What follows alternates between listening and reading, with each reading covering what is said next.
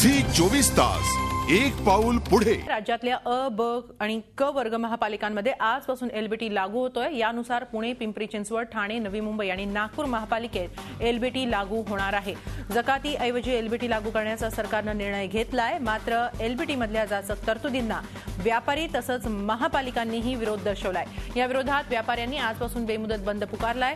पुणे, पिंपरी चिंचवड, मुंबई, नवी मुंबई, सोलापूर, कोल्हापूर, नांदेड आणि नागपूर महापालिका क्षेत्रातल्या व्यापाऱ्यांनी बंदला पाठिंबा दिलाय। एलबीटीचे दर पूर्वी असलेल्या जकातीसारखेच ठेवण्यात आले आहेत। तसंच जीवनावश्यक वस्तूंना एलबीटी मधून वगळण्यात आलं असलं तरी त्यात अनेक फायदे तोटे असल्याचं पालिकांचं म्हणणं आहे। तर अंधारात ठेवून सरकारने हा निर्णय घेतल्याचा आरोप व्यापाऱ्यांकडून करण्यात येतोय। त्यामुळे एलबीटीच्या अंमलबजावणीबाबत संभ्रम कायम आहे।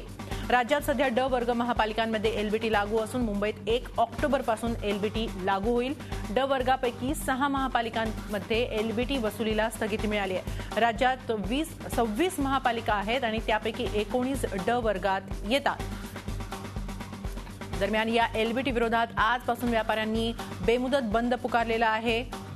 यातल्या काही जाचक तरतुदींना हा विरोध आहे। तसंच सरकारनं हा निर्णय घेताना अंधारात ठेवल्याचा आरोप व्यापाऱ्यांकडून करण्यात येतोय। याबरोबरच या निर्णयाला एलबीटीला महापालिकांनीही विरोध दर्शवलेला आहे काही जाचक तरतुदींमुळे।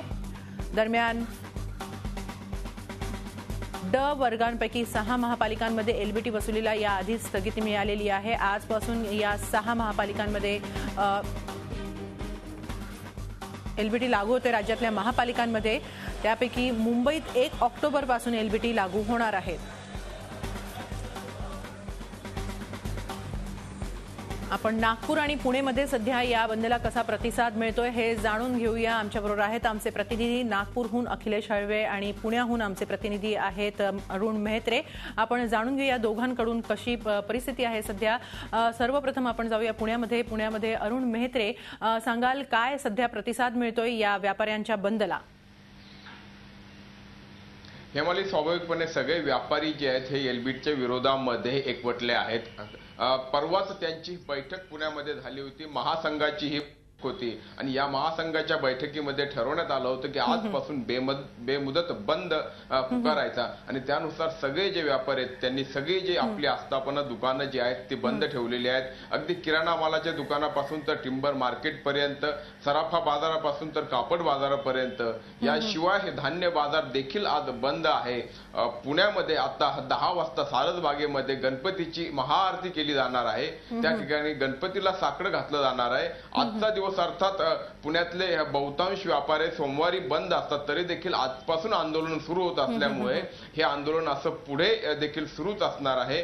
उद्या देखील पुण्यामध्ये टिळक पुतळ्यापासून महापालिकेवरती महामोर्चा काढण्यात येणार आहे आणि या पुढच्या काळात जोपर्यंत एलबीटी संदर्भातला ठोस निर्णय होत नाही, सरकारकडून सकारात्मक भूमिका घेतली जात नाही, तोपर्यंत व्यापारी मागे हटणार नाहीत अशी भूमिका त्यांनी घेतली। त्यामुळे हे बंदचा परिणाम हा पुण्यामध्ये स्वाभाविकपणे जाणवणार आहे। आजच्या व्यवहारावरती देखील त्याचा परिणाम निश्चितच जाणवू शकेल।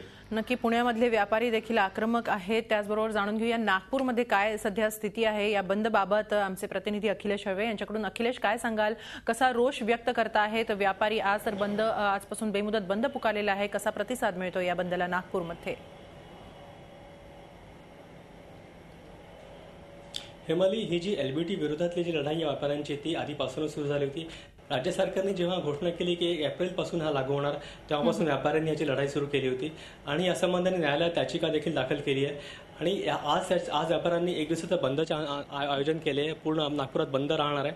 सगळ्या प्रकारचे व्यापारी, मग तो किराणा व्यापारी असो किंवा बाकी सगळ्या गोष्टींचे व्यापारी आज पूर्णपणे आपले व्यवसाय व्यापार बंद ठेवणार आहे। त्यामुळे एकूणच नागपूरच्या व्यापाराला आज मोठा फटका बसेल, किमान 50 कोटीचा फटकाच्या बंदमुळे बसेल अशी अपेक्षा व्यक्त केली जाते आणि आज दिवसभरात व्यापारी वेगवेगळ्या प्रकारचे आंदोलन करणार आहे। महत्त्वाचं म्हणजे ह्या पूर्ण आंदोलनाला नागपूर महानगरपालिकेमधले जी सत्ताधारी पक्ष आहे, भारतीय जनता पक्ष, त्यांचं समर्थन आहे आणि या सर्वांच्या माध्यमाने न्यायालयात याचिका देखील दाखल करण्यात आली आहे। उद्या त्याच्यावर सुनावणी आहे। त्यामुळे एकूणच व्यापाऱ्यांच्या बंदला राजकीय पाठिंबा देखील आहे। त्यामुळे हा बंद यशस्वी होण्याची शक्यता आहे आणि जोस्तवर राज्य सरकार एलबीटी संबंधीची जी घोषणा ती मागे घेत नाही किंवा निर्णयाला स्थगिती देत नाही तोस्तवर आपल्याला आंदोलन सुरू राहील असं व्यापाऱ्यांनी घोषणा केली आहे। सकाळपासून इथल्या बाजारपेठ उघडल्याने 10च्या नंतर इथलं नेमकं काय चित्र ते दिसेल, पण एकूणच व्यापाऱ्यांच्या आंदोलनाचा विचार केला तर व्यापारी एकजूट झालाय, त्यामुळे आजचं बंद यशस्वी होईल अशी चिन्ह आहेत।